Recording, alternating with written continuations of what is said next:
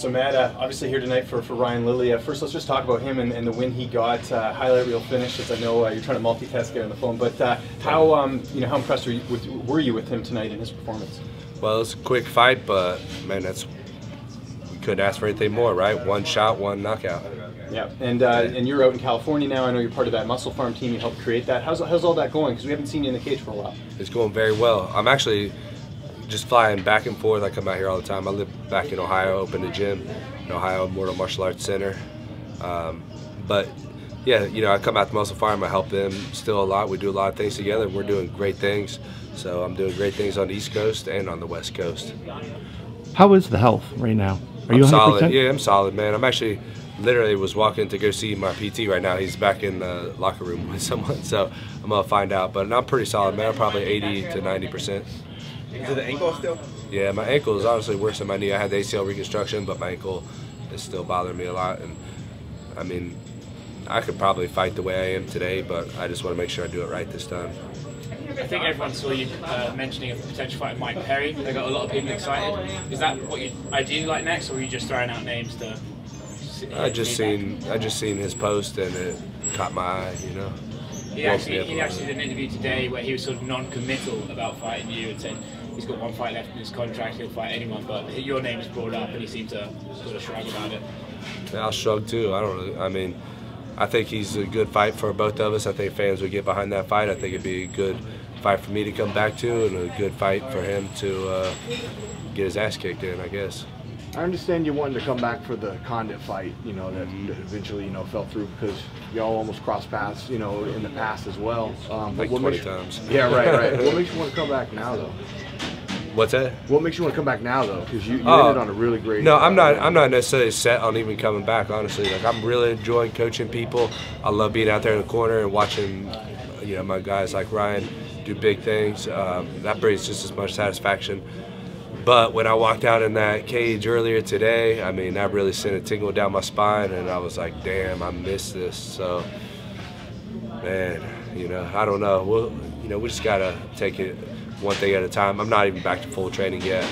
I'm spending a lot of time at my gym working with the guys. I got some good up-and-comers I'm working with, so yeah, we'll just gotta play it by ear. And for those who don't know, who is at the Muscle Farm gym right now that you're working with? Joe Schilling, I believe, is there. Mickey Gall. Who are some of the other fighters that are there? I mean, there's lots of guys in and out all the time. I mean, I was there the other day. Edmund was in there. I can't remember his last name, but he trains with Edmund. Mm-hmm. Right. No, he's fighting Charles Bird. Yeah. Yeah. Very good fighter, man. Very good fighter. I always forget the guys' last names. There's a little kid named Matt who's a little stud. Pico's been there a couple of times. TJ comes in sometimes. Who else? Ellenberger was in there yesterday. You know, just a lot of guys, man. It's just a good team. You know, the coaches, you know, Joe and Jason Manley, just amazing coaches, man. Really putting together a great program there. Now, what do you miss the most about fighting? Being scared out of my mind. Is that like all the fight week, fight day, or right before the fight? Like which one? What part's the worst? Stepping in that cage and looking across at a dude that just wants to murder you, and you know, just knowing like that might happen.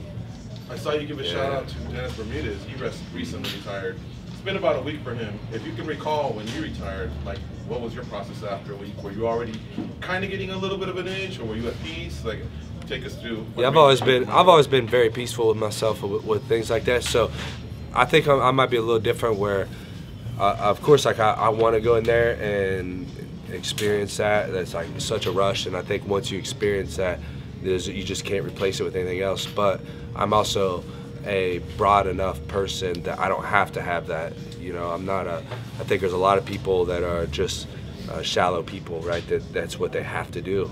Right, they don't have anything else. I think I have a lot more in me than just being a fighter, and to me, that's really more what it's about. Is like fulfilling, you know, more aspects of myself than the one part where I've already, you know, in some terms, already fulfilled.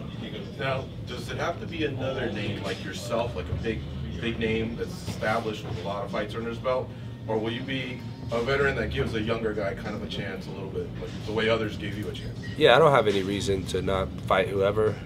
Like if I come back, you know, it'd be just whatever. I mean, I've never been one to pick and choose fights, so you know, just go in there and fight whoever, whatever. A lot of locations out there. Is there any one of them that stands out, like Nashville, Philly, or any room? East Coast, yeah. You know, I like the East Coast a lot better, just because I live on that time zone. But I don't know. I guess there's advantages to the West Coast too, right? Because then you get to fight earlier in the day. Yeah, I have to think about that one. Good question. You've been pretty outspoken on PEDs, and obviously John Jones has been in the news again for another positive test assigned by VADA. Just your reaction when you heard all that? I mean, I tweeted out. I mean, it was very disgusting to me the way that went down. You know, apparently he tested positive again, right? So, or we have another positive test. It's just fucking terrible, man. I don't know. I can't understand why. Look, if they're gonna let him do it, then let him do it, right? You know, why not? You know, just let us all do steroids, whatever. People are just gonna do it, you know. Otherwise, ban the son of a bitches, you know. Either you can do it or you can't. Why are we in this gray area? I think it's garbage. But I love the UFC to death, man, and you know I have so much respect for every single one of those guys. I think it was just a poor decision at that point. I mean, they've been what 30 years now of UFC almost. I mean, you're going to make some bad decisions, right? And I think that was a bad decision, and I think it's just a lack of integrity, man. And I just want to see the sport grow with integrity. You know, I mean, it should be about the martial arts, and it should be about the best competing against the best, and things like that, man. I mean, it just takes away from it, and it really makes me sad because I want to see our sport grow, you know, with integrity and organically, you know. But that's what it is, you know. They got to make some money, so you know, who am I to say anything? Thanks, man. Yeah. Thank you, man. Yeah, thanks, guys.